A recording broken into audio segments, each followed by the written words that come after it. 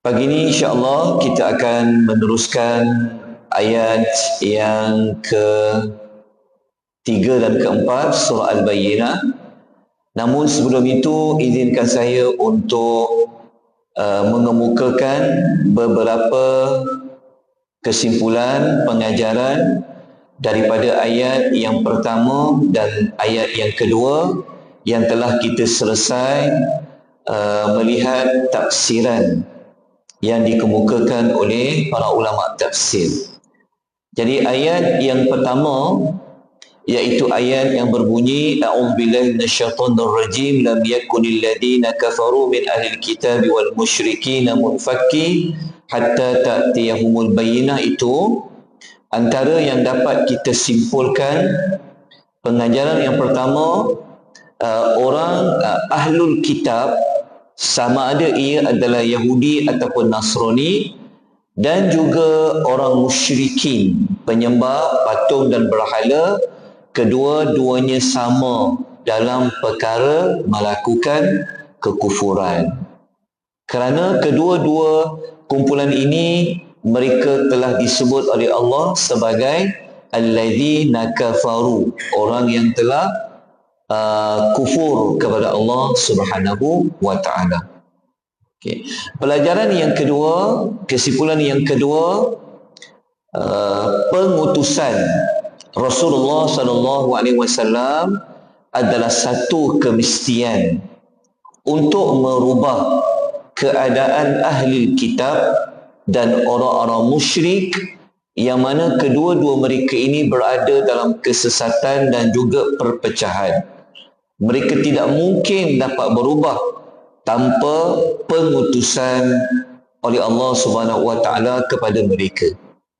Okay, ini untuk ayat yang pertama. Ayat yang kedua, kita dapat buat kesimpulan adalah Nabi SAW adalah utusan daripada Allah Subhanahu wa taala. Sebab ayat kedua dia berbunyi Rasulun minallah, Rasul dari Allah, maka kita dapat mengukuhkan Nabi adalah utusan Allah Subhanahu wa taala kepada sekalian manusia. Okay, ada beberapa ayat yang menyokong kepada pengajaran satu. Saya nukilkan surah An-Nisa ayat 79. Allah mengatakan wa arsalnaka lin-nasi rasula, dan kami telah mengutus engkau wahai Muhammad menjadi rasul kepada seluruh manusia. Okay. Pengajaran yang kedua untuk ayat yang kedua, Rasulullah sallallahu alaihi wasallam dan juga wahyu Al-Quran adalah al-bayyinah, yang menjelaskan perkara yang benar.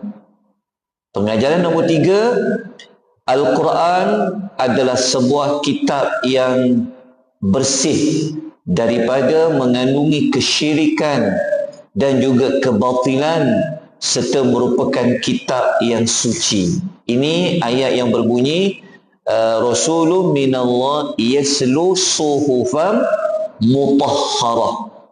Allah kata Quran adalah suhufan mutahharah. Jadi inilah kesimpulan dia. Pengajaran 3 ni saya nukilkan 2 ayat lain dalam Al-Quran yang menyokong kepada kesucian Al-Quranul Karim, seperti mana surah Fussilat ayat nombor 42. Allah mengatakan la ya'tihil batil min baini yadayhi wala min khalfih.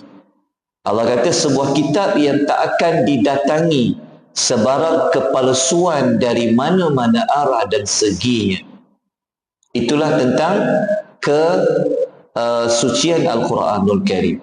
Begitu juga dalam surah Abasa ayat 13 dan 14, Allah mengatakan Quran ini fi suhufim mukarramah marfu'atin mutahharah. Ia merupakan ayat-ayat suci yang tersimpan dalam naskah-naskah yang dimuliakan, yang tinggi darjatnya, mutahharah, lagi suci, Al-Quran itu. Jadi inilah beberapa kesimpulan untuk ayat yang pertama dan kedua. Jadi kita masuk ayat yang ketiga. A'udzu billahi minasyaitonir rajim. Fiha kutubun qayyimah.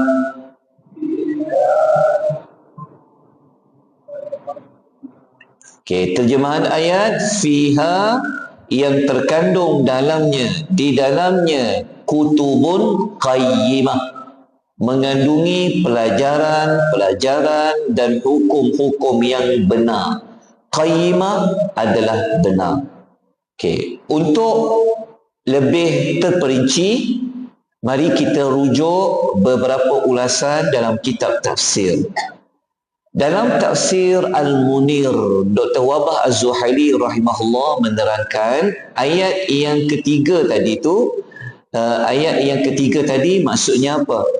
Di dalam sufuf terdapat kutubun, sebab dalam ayat tu dia kata kutubun, kitab-kitab, maknanya tulisan-tulisan yang menjelaskan kebenaran. Sebab kutubun tu adalah bilangan banyak bagi kitabun. Jadi kalau banyak disebut kutubun. Jadi suhufim mutahharah, di dalamnya ada apa? Kutubun. Kutubun tu maksudnya tulisan-tulisan qayyimah yang menjelaskan kebenaran.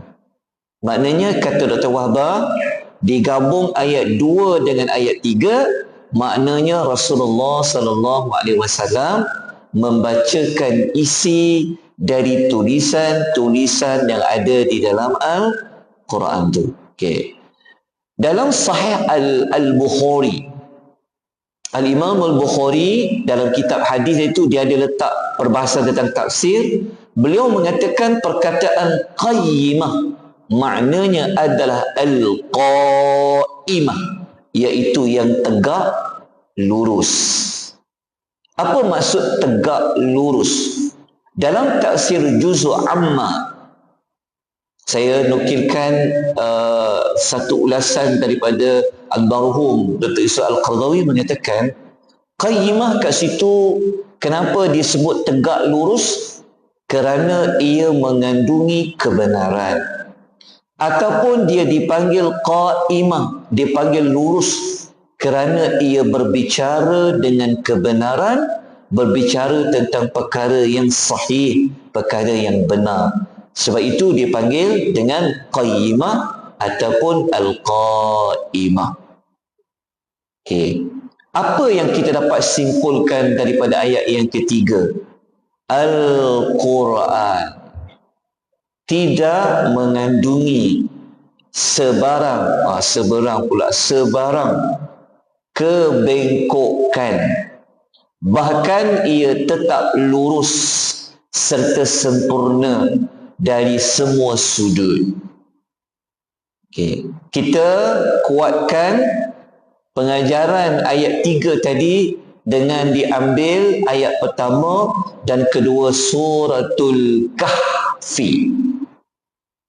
Dalam suratul Kahfi ayat 1 dan 2 Allah mengatakan Alhamdulillahilladzi anzala ala 'abdihi al-kitaba wa lam yaj'al lahu 'iwaja qayyima. Sama tak qayyima ayat 2 dengan Allah kata fiha kutubun qayyimah. Jadi Allah mengatakan segala puji bagi Allah yang telah menurunkan kepada hamba-Nya Muhammad sebuah kitab, yang kitab itu tidak menjadikan padanya sesuatu yang terpisah, bahkan ia tetap lurus. Inilah Al-Quran yang Nabi telah bacakan, yang berbentuk ditulis, yang telah Nabi sampaikan kepada siapa? Kepada ahlul kitab dan juga kepada musyrikin. Maka apakah reaksi dua kumpulan ini setelah Nabi membacakan ayat-ayat Al-Quran. Ayat keempat kita bacakan. وَمَا تَفَرَّقَ الَّذِينَ أُوتُوا الْكِتَابَ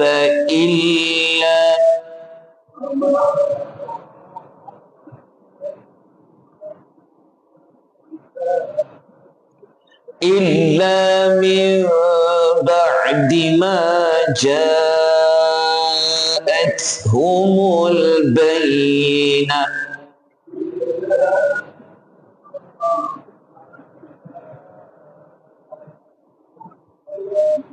Okey, ayat 4 Allah kata orang yang telah diberi kitab.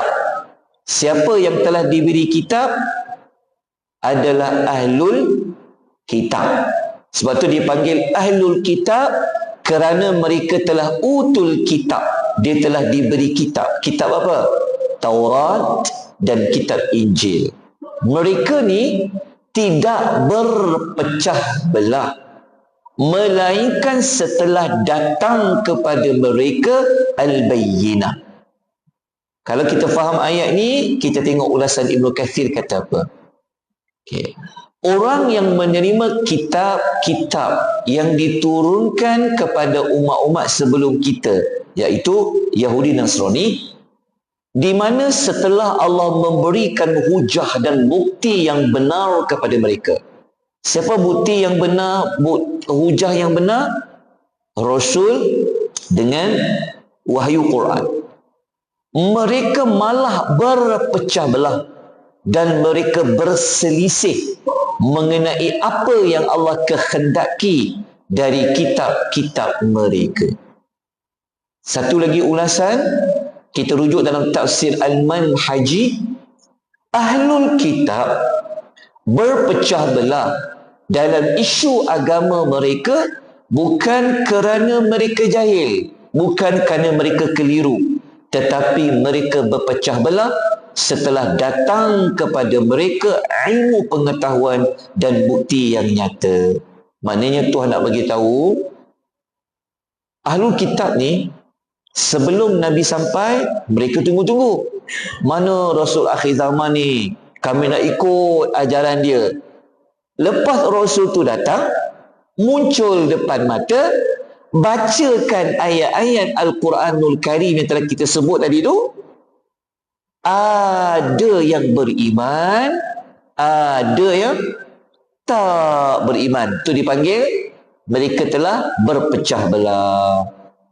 Ada orang Yahudi beriman, macam Abdullah bin Salam, ada yang beriman. Tetapi ramai yang tak nak ikut Al-Bayyinah itu. Sedangkan sebelum ini mereka menanti-nanti mana Al-Bayyinah itu. Tapi Al-Bayyinah dah datang, dah dibacakan kepada mereka.